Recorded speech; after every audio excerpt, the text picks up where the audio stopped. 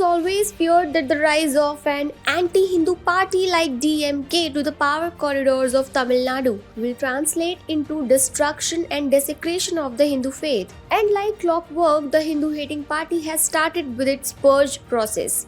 We at TFI had repeatedly remarked and warned of the same, and now, nearly 8 months into his tenure, the MK Stalin is raising and defacing Hindu temples at rapid speed, hitherto unseen of and rightfully earning the title of the second incarnation of Aurangzeb. Hi and welcome to TFI English, the national socio-political analysis arm of the TFI Media Group. I am your host Tanya. If you haven't subscribed to the TFI channel yet, please hit the subscribe button and also click on the bell icon to receive all the recent updates. Coming back to the story, I'll talk about DMK and its anti-Hindu bias. Let's begin. On Monday, the authorities, on the instruction of the Stalin administration, demolished the Narsimha Anjaneya temple in Vardharajapuram in Mudichur near Chennai. Moreover, to rub in on the misery of Hindus, while the 30-year-old temple was destroyed, citing it was constructed on encroached land, the same authorities spared a church nearby that also lied on the same alleged illegal land. After the encroachment notice was served to the temple's trustees, they had requested time till Hanuman Jayanti, which will be celebrated this year on April 16th, to which the authorities had granted permission. However, the Stalin government, going against the decision, demolished the temple compounds.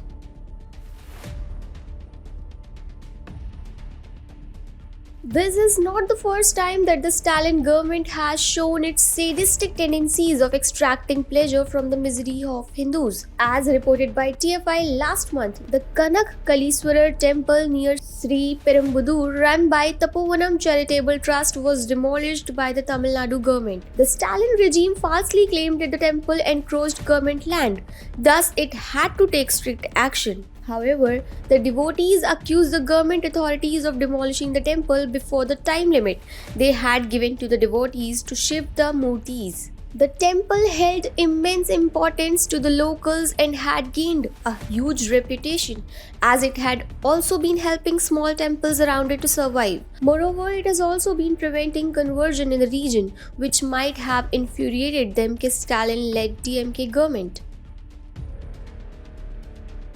Similarly, after being coronated as the state CM in May last year, Stalin didn't waste a heartbeat to fulfill his heart's deepest desires.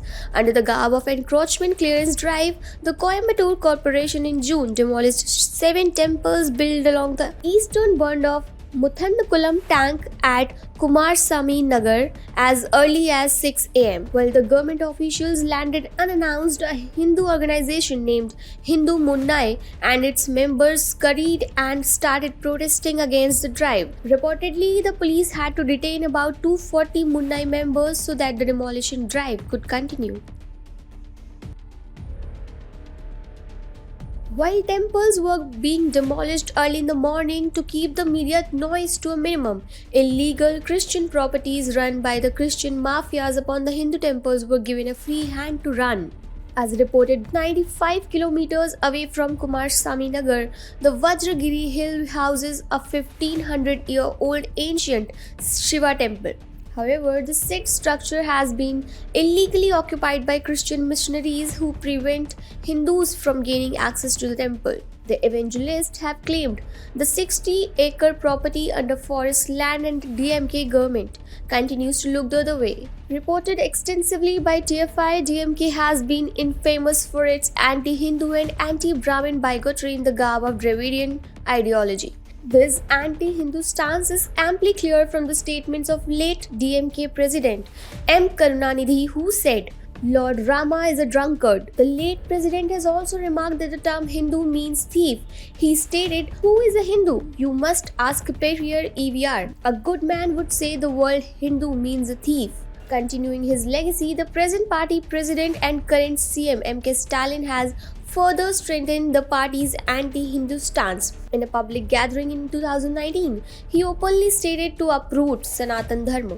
From being involved in cutting the sacred thread of Brahmins to not participating in any Hindu rituals in public, such as Ganesh Chaturthi or Saraswati Puja, DMK has left no stone unturned to go against Sanatan Dharma.